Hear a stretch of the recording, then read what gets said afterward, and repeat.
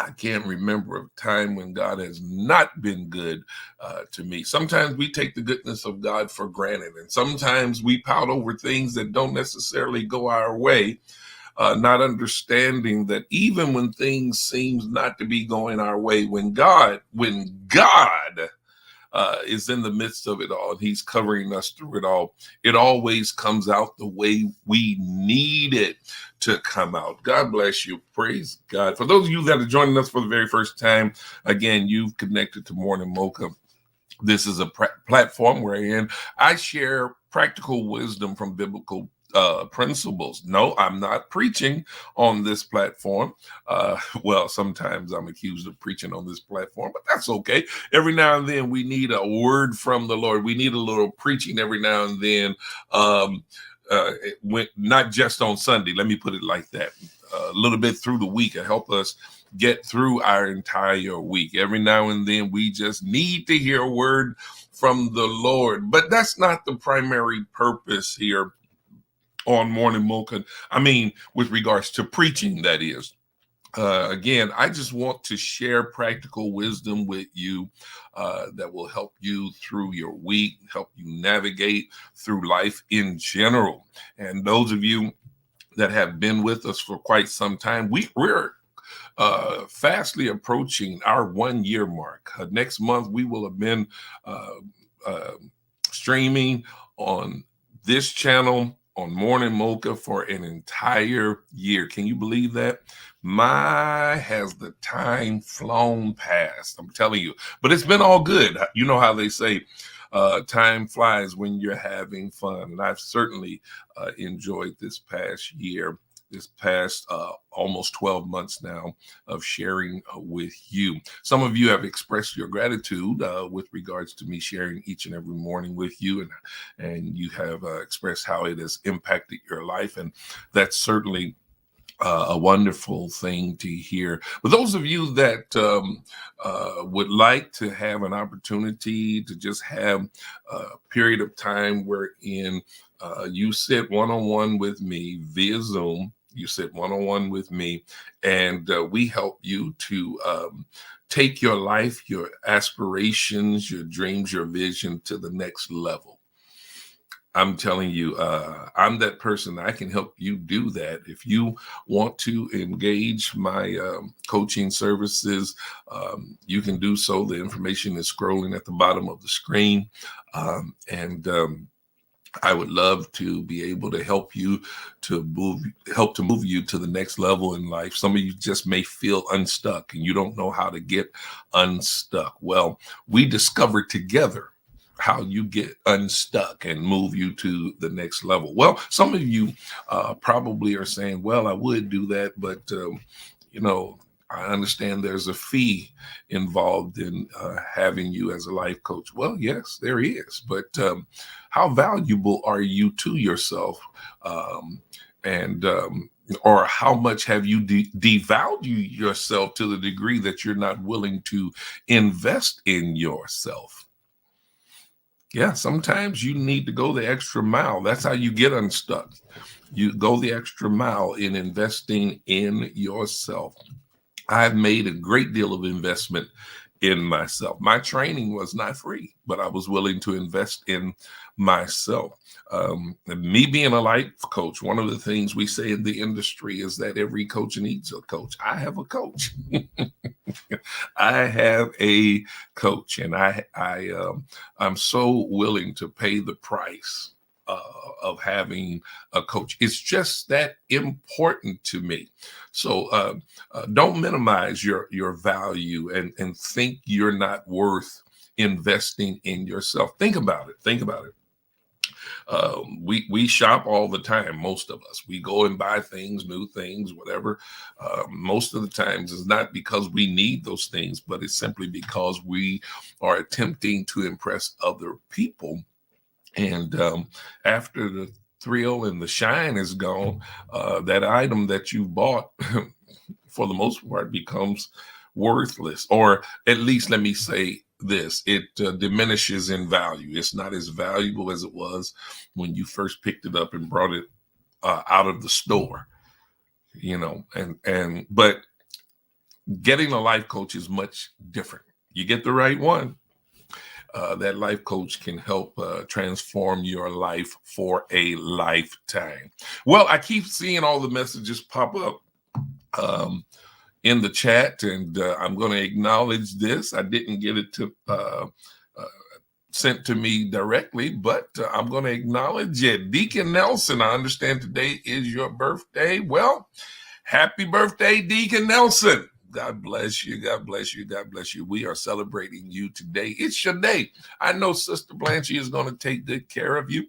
I know you all are going to celebrate. If I know your children, like I think I do, I know they're going to celebrate you as well. So you've got your biological family that's going to celebrate you, but you also got your morning mocha family that's going to celebrate you this morning. So we say happy birthday, Deacon Nelson. Well, I've got to pause for the calls because I just saw who just popped in, none other than my bride, my girl, my boo, my partner, all that. Lady Ann just popped in. Good morning, Lady Ann Cobbins. Much love, much love, much love. Good morning to all of you that are popping in that I haven't had the opportunity to greet this morning. Well, let's jump into what we want to talk about this morning. I want to talk to you about confidence and ambition as opposed to conceit and arrogance. Confidence and ambition as opposed to conceit and arrogance. Two things that are vital to a person's success in life is their ability to impact and influence the lives of others. Your ability to impact and influence others is determined by how you come off to other people. This is so important. Before I move any further, listen, take your phone, text some people right now. Tell them they need to get on Morning Mocha right now because I'm delivering some stuff this morning that I know it's going to change or transform the way you interact with other people. And many of you need this, whether you want to believe it or not. Some of you have a distorted sense or perception of who you are and how you come off to other people. And it's really working against you rather than working in your favor. You need to be very, very, very mindful as to how you come off to other people when you present yourself to other people. And so there are some questions I'm going to roll off here that I want you to give careful consideration to. First of all, I want you to think about this question. Can you reach other people? Sounds like a simple question, but that's a question that deserves very careful consideration. Think about your interaction with other people and ask yourself the question and be honest with yourself. Can you reach other people? Now, let me say this for the record before I move any further. For those of you that constantly confess, I'm just not a people person, then you've already confessed that you really don't aspire to be very successful in life. Because it's very difficult to be successful in life if you are one who has a problem with interacting with other people. Now, I understand everybody doesn't possess the same personality. Everybody is not as bubbly and outgoing. There are introverts, who just don't respond or act around people the same way as extroverts. But just because you are an introvert, watch this, it doesn't mean you have to be an arrogant introvert. And that it also does not mean that you don't have or possess the ability to reach other people simply because you are more introvert. So again, can you reach other people? Can you connect with other people? Can you really make a solid, meaningful, wholesome, healthy connection with other people? And this is not just applicable to your personal life, but it's important that you give this consideration as it pertains to your business or professional life. You got to be able to reach people. You got to be able to connect with people. Watch this. How about this? Can people reach you? Wow. Listen, connecting and reaching is not always a mutual activity. Some people don't mind connecting or reaching other people, but when the opposite is necessary, when it's necessary for someone to connect with or reach you, do you allow them that kind of access? Wow, that's really something to think about. Some people, I'm telling you the truth, some people, they do what they have to do to connect with other people, to reach other people, because there's something that they want from that other person, especially if they're trying to advance their business. They don't mind reaching other people, but when people attempt to reach them, they're inaccessible. They don't allow other people to reach them. Can other people connect with you? Same principle, same applies. Some people don't mind connecting with other people so long as they're initiating the connection. But what about when other people want to connect with you? I believe that reaching people is that initial attempt to connect. It initiates the attempt to connect. But then when you connect, it goes a little deeper than just reaching. You can reach a person and simply get their attention. But when you connect with a person, I truly believe that there is a mutual exchange that goes on between you and that other person. Here's another question I want you to consider. Are you very approachable or are you very standoffish? Now, some people think themselves to be very approachable when in reality, they really come off as standoffish. Do you have that magnetism that causes people to be drawn to you? Or do you send signals that repel people and even repulse people to where they push away from you? Now, listen, you might not like these questions, but think about this. The answer to these questions can ultimately affect your bottom line. Watch this.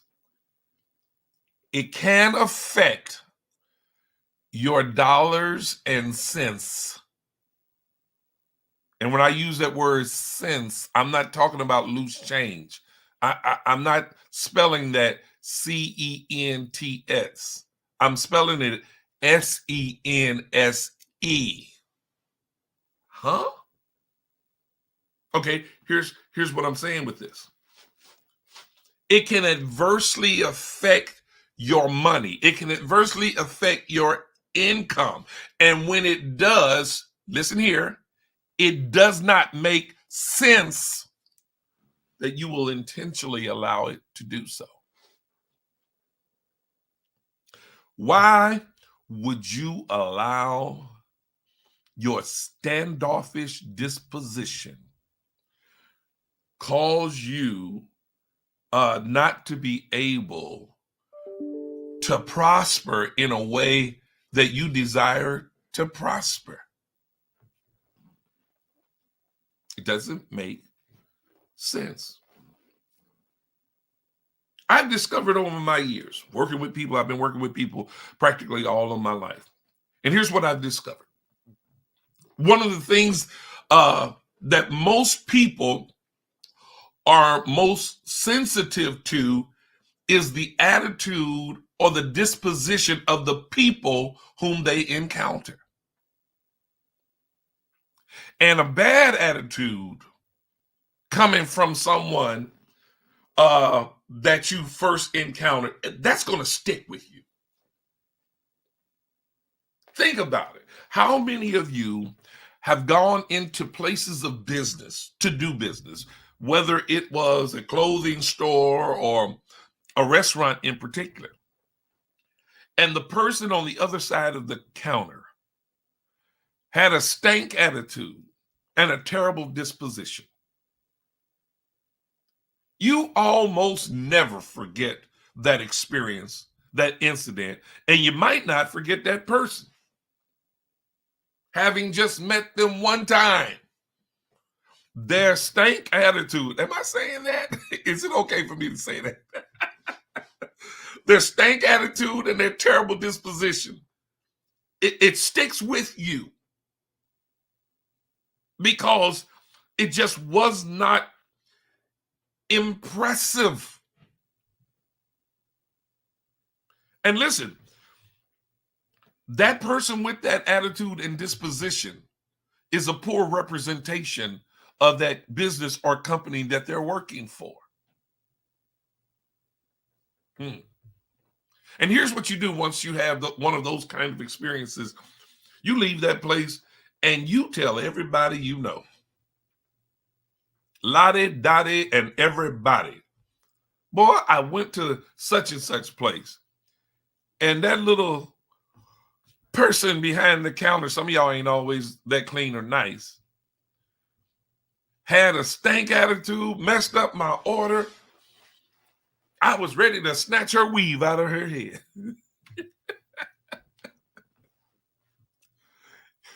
Wow.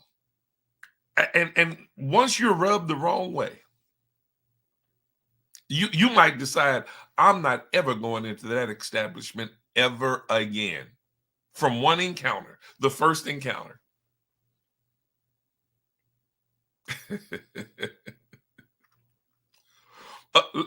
Let me throw this in here real quick. You know, the opposite is true when you have a good experience. One of the things that, and you all have heard me allude to this before, I've mentioned this before, but one of the things that I love about Chick-fil-A is their quality of customer service. Chick-fil-A must be the most positive place on the planet. You get a better greeting at Chick-fil-A than you do at some churches. Yeah. Whoa, my goodness.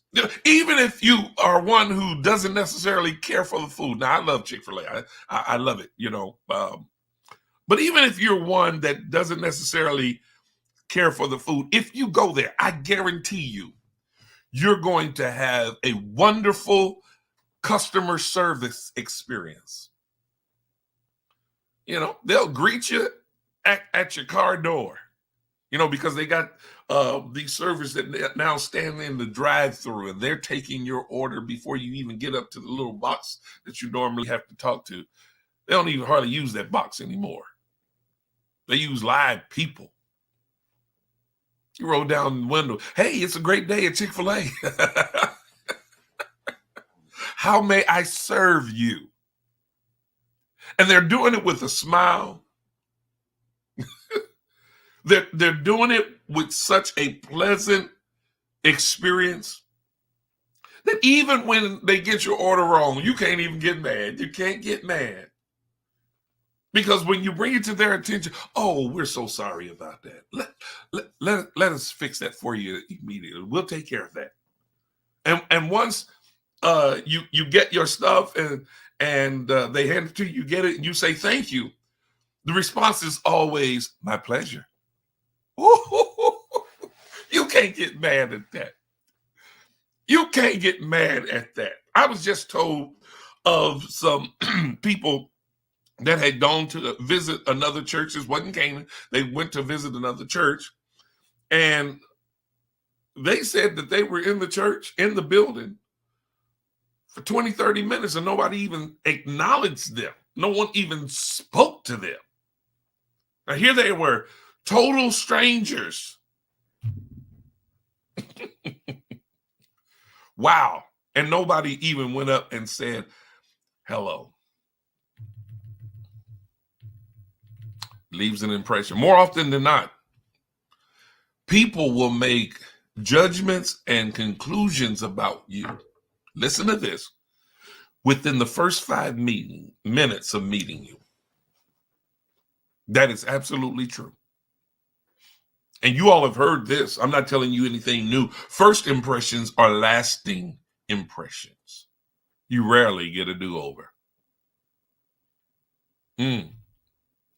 So you need to take full and careful advantage of presenting yourself in a very good light, in a positive light, when you're meeting people for the very first time. Again, let me state for the record that bad attitudes and disgusting dispositions, they are not cute.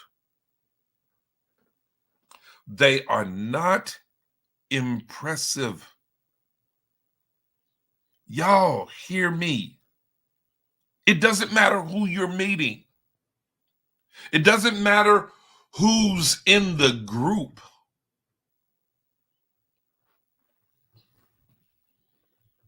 Men don't need to have a testosterone standoff when they meet one another. You don't need that.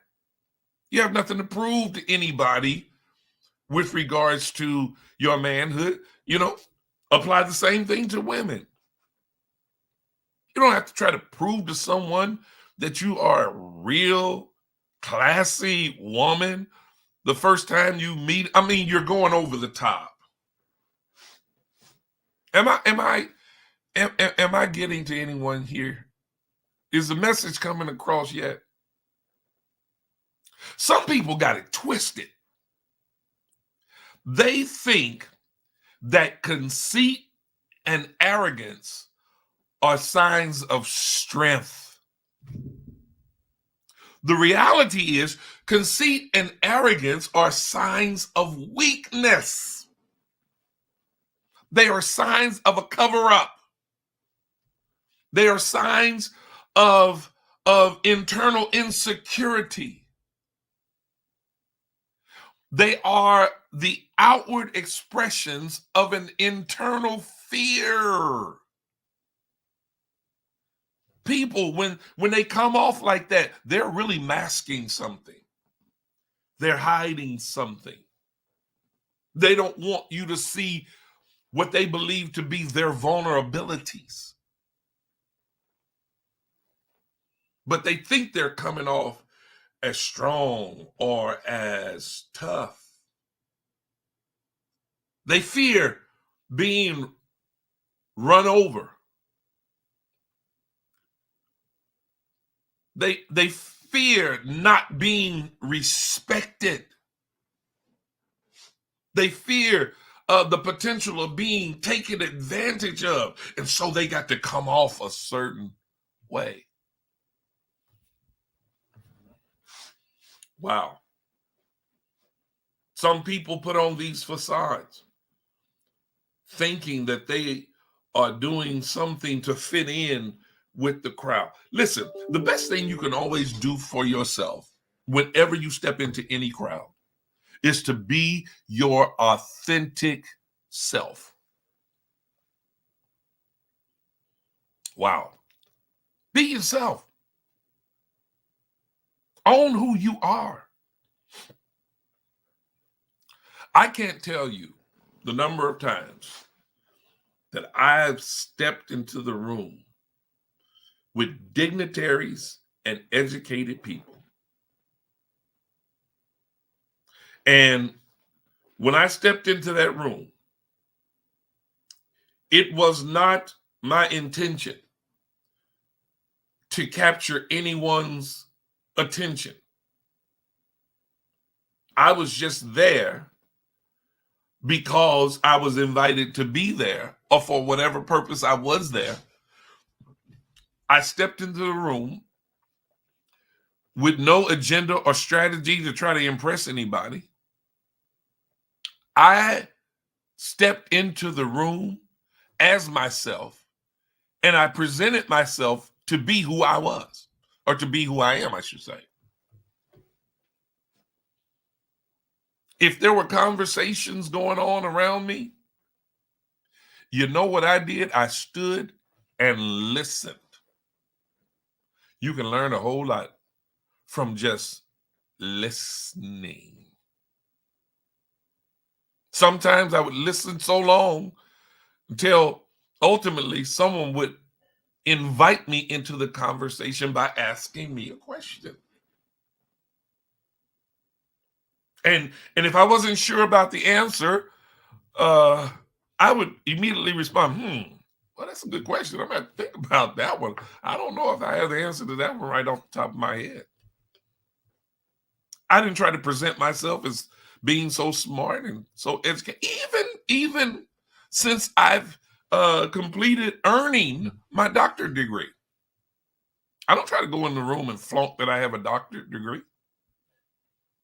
Because if I walk in a room thinking I'm so smart, I guarantee you that there's going to be someone in that room, probably in that circle, that may be 10 times smarter than I am. I'm okay with that.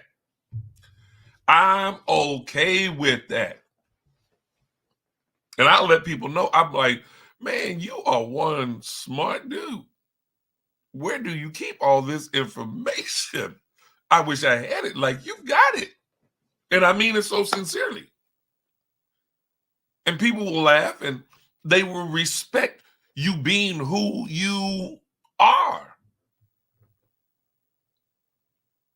I'm not trying to come off as arrogant or conceited, because it's a turnoff. And some people do that to garner attention.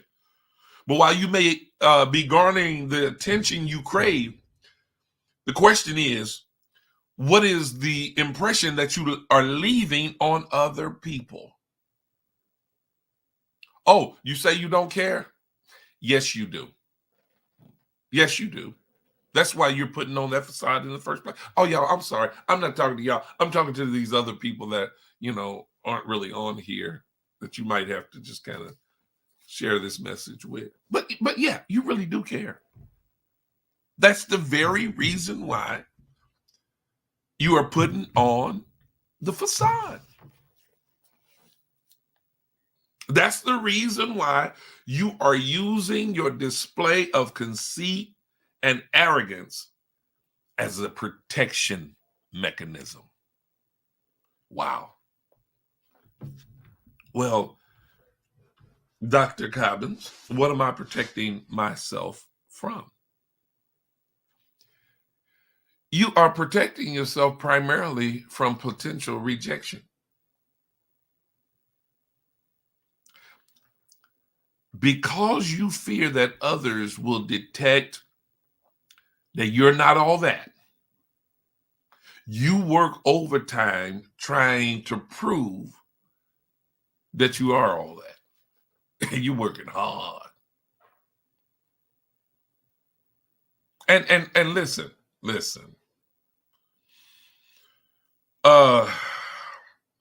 Some people have a built-in fake radar. They can detect when a person is being fake. When a person is over the top in their presentation, most people that are observing them are saying in the back of their minds, fake, fake. That's where conceit and arrogance has reared their ugly heads. And I do mean ugly. When you're doing that, when you're coming off as conceited and arrogant, you're going about it all wrong.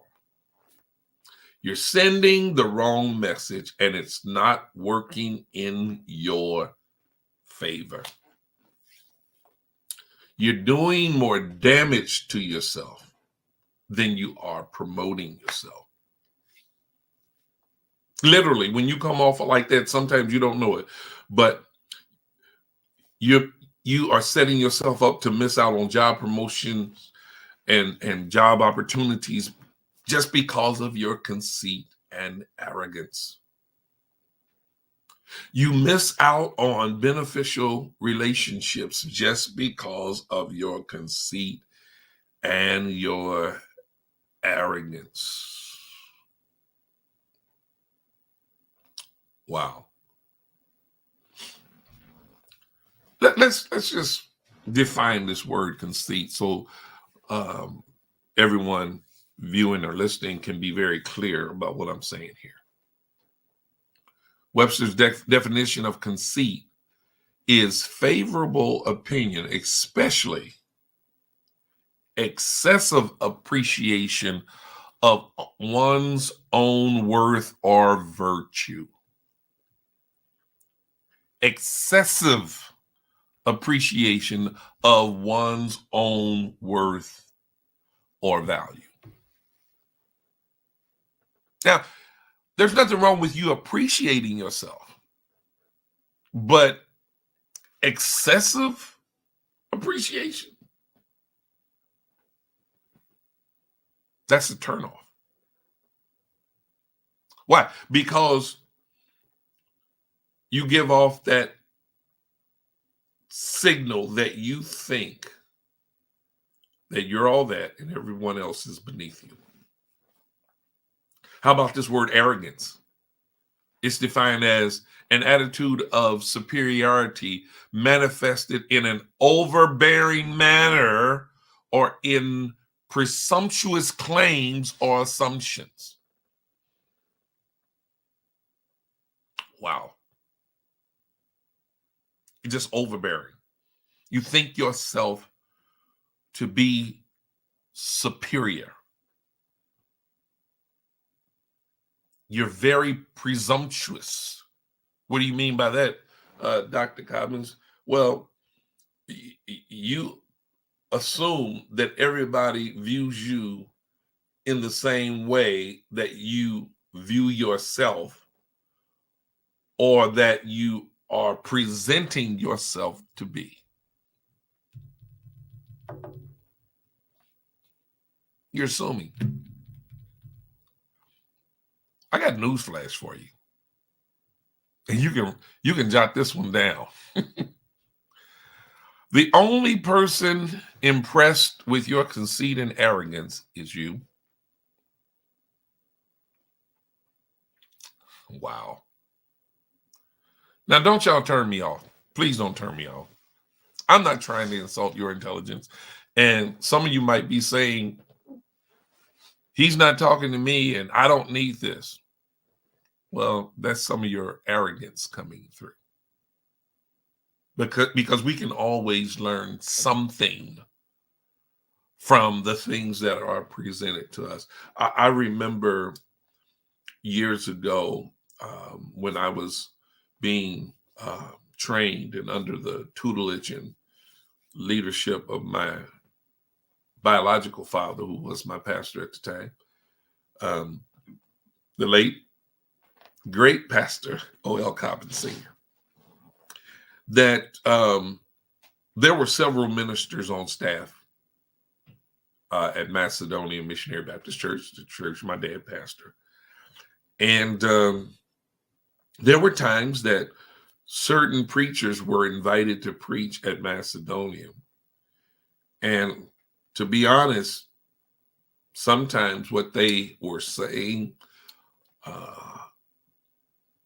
it was neither theologically nor doctrinally correct or accurate. We couldn't even call it preaching if we were to tell the truth about it. And some of the ministers on staff expressed to my dad a time or two, I'm not going to sit there and listen to no junk like that. He ain't saying nothing, you know. Next time we have something like that happen, I'm just going to get up and leave, because I'm not trying to sit there and listen to that nonsense or whatever. And my dad said something then that was so powerful. He said to us young ministers, he said, let me tell you something. You can learn from every preacher that you listen to, if it's nothing more than what not to do. Sometimes our arrogance will cause us to miss, walk out on, or overlook lessons that we can glean from that will help to make us better. Even if what you're listening to is not good, you can say, okay, that wasn't good. Let me remind myself, note to self, never do what I just saw that person do. Never speak in the way that I just saw that person speak. Make sure that I'm mindful to present myself in a much different light, because what that individual just did was not impressive. Now, you don't have to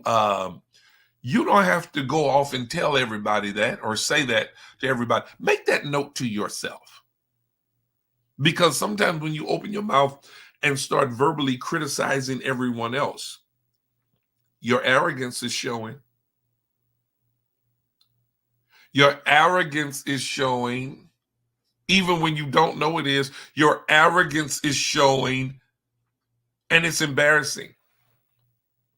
Now, I know nowadays, just because I know a little bit about how women dress nowadays, women don't wear slips under their dresses like they used to. Y'all remember that? Some of y'all so young, y'all probably saying slips. What's a slip?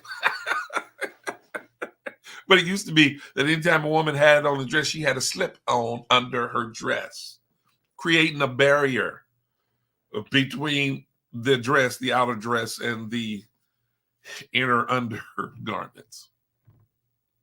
Am I right about that? Yes, I know I am. But there were times that I would hear women tell other women, your slip is showing, your slip is hanging. And the women that were being informed that their slip was hanging, they was, oh Lord. And likely most of the time they would run off to the restroom to make adjustments to that slip, so that slip wouldn't be hanging lower than their outer garment.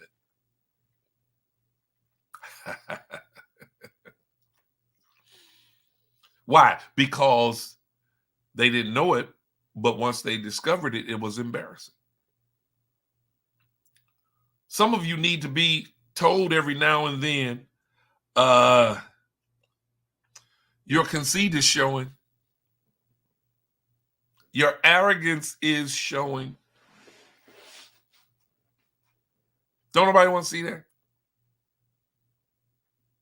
Once again, the only person impressed with your conceit and arrogance is you. And note this, some people will temporarily tolerate you, but at some point they will let you know, watch this, the gig is up, the show is over, we've seen enough, we're not impressed.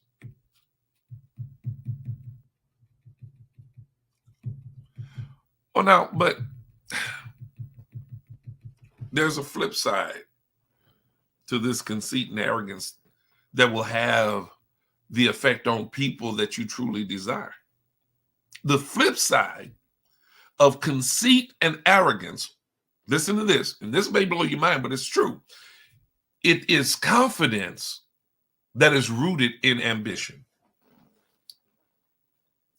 Now, conceit can be perverted confidence, but pure confidence is simply a display of certainty and comfort with who you are. Man, it is so important that you gain confidence as soon as you can, as early as you can in life. And listen, whatever stage you're in right now, it is not too late. Get that pure confidence where you are certain and you're comfortable with who you are. Confidence, watch this, is a displayed strength that let others know that you don't have to apologize about who you are. You don't have to shrink in the presence of other people, regardless of their status. You just don't. And that confidence is what fuels your ambition. I gave you the academic definitions for arrogance and conceit. Let me do it with confidence and ambition. Confidence, according to Webster, is the quality or state of being certain. You're certain. You're sure.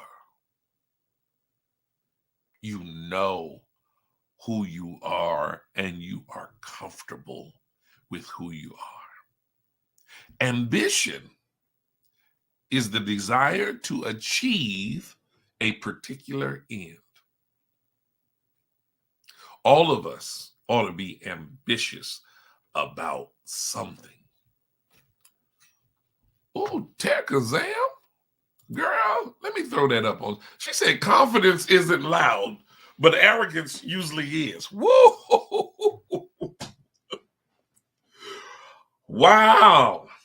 And let me say this, since you threw that up there, Terry, you just inspired something else in me. Arrogance will also display ultimately its cousin to and kin to ignorance. Let that one soak in. Wow. Arrogance is so akin to ignorance. A lot of times they show up as a team. They are connected to one another. Listen, confident and ambitious people are impressed and even intrigued by other confident and ambitious people. Now, let me ask you another question. What kind of people are typically drawn to you? Think about this.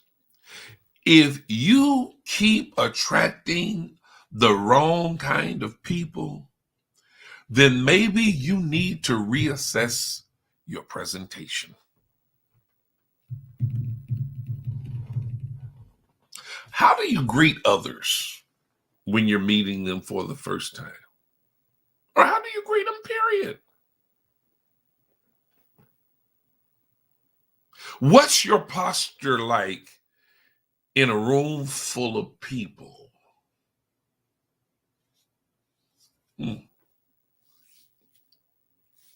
Do you stand as though you don't want anybody in your space?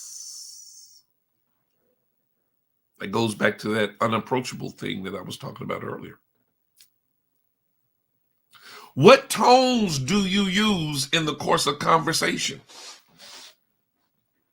Because it's not just your words that send the message. It's the tone of your words. Watch this. What does your face say? Does your face say what you're really thinking? You got to watch that face thing. You got to watch that body language thing. Because listen, you can even stand defensively. You can stand guarded.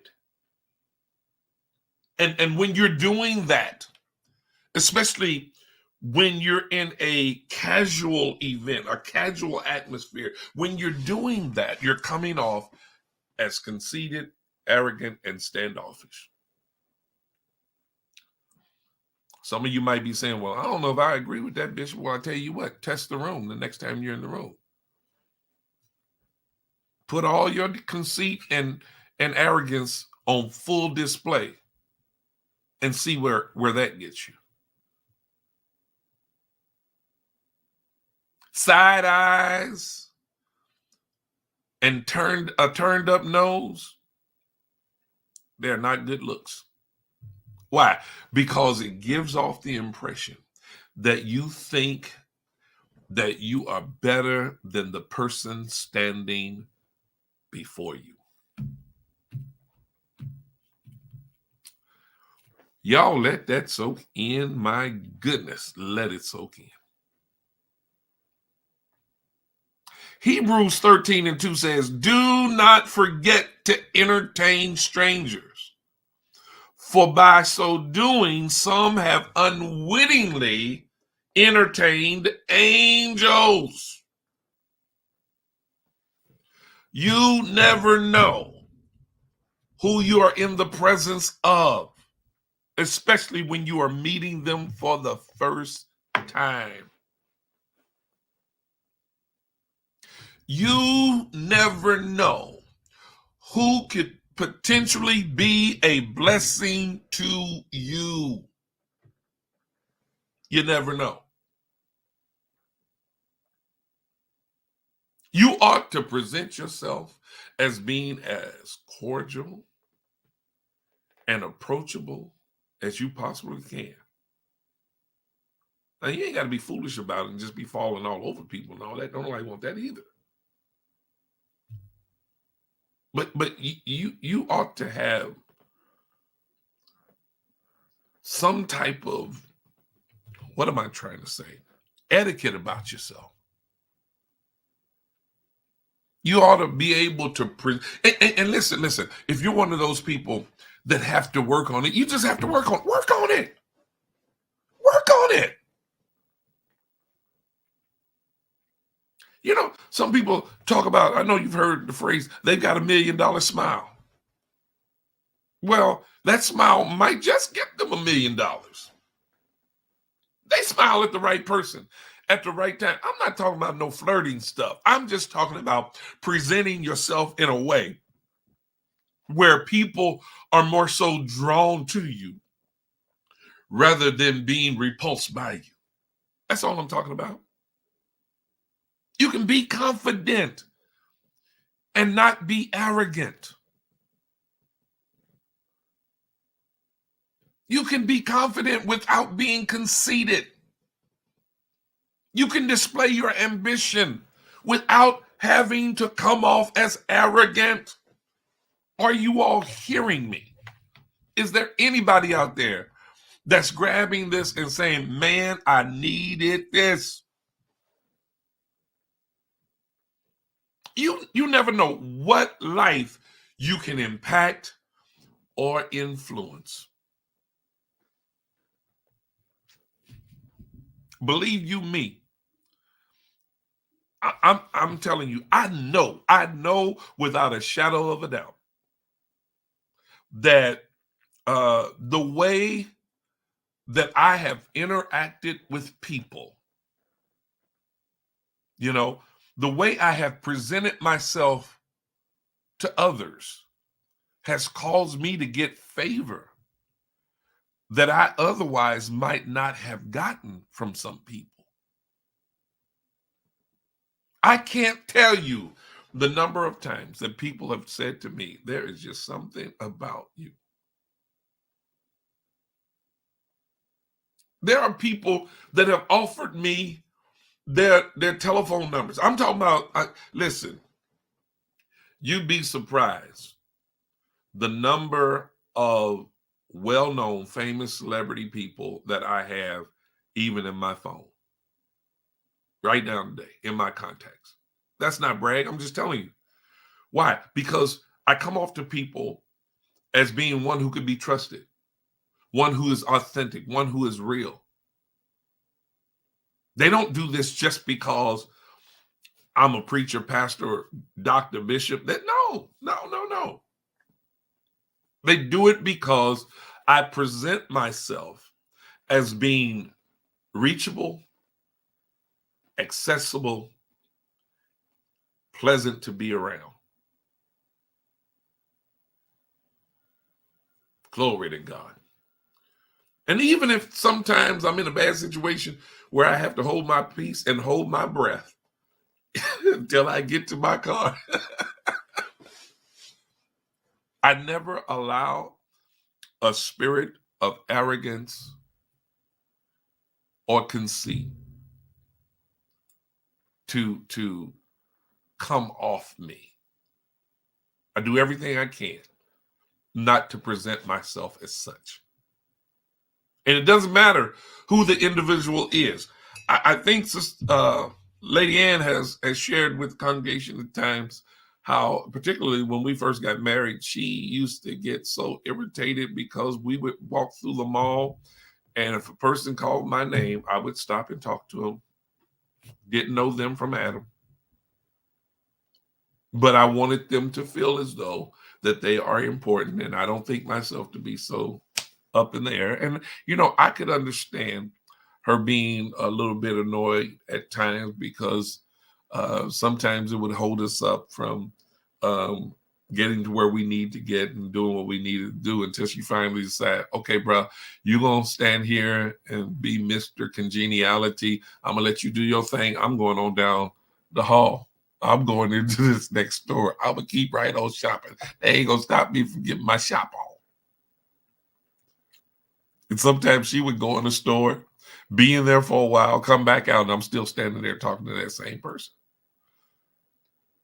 And then when I finally walk away from them and we're having a conversation, she go, "Who is that?" I said, "I don't know." I be telling the truth. I would be so honest. I didn't know who they were, but I guarantee you this. They walked away saying, "Hey, you know what? That Pastor Cobbins, he's an all right dude. He's so friendly." I stood in the mall and talked to him about 45 minutes. And he act like we've been knowing each other forever. What kind of impression did I leave on that person? Only a positive one. Arrogance and conceit was nowhere in my space. So here's what I want to leave you with as I wrap this up. Rather than displaying your conceit and arrogance, allow confidence and ambition to take center stage in your life. Because in the end, it will be your confidence and your ambition that ultimately pays off for you. And that makes dollars and cents. Love y'all. Yes, I do. And there's nothing you can do about it. I hope there is nothing you want to do about it. Love you so much. And again, it's been my pleasure sharing with you on today.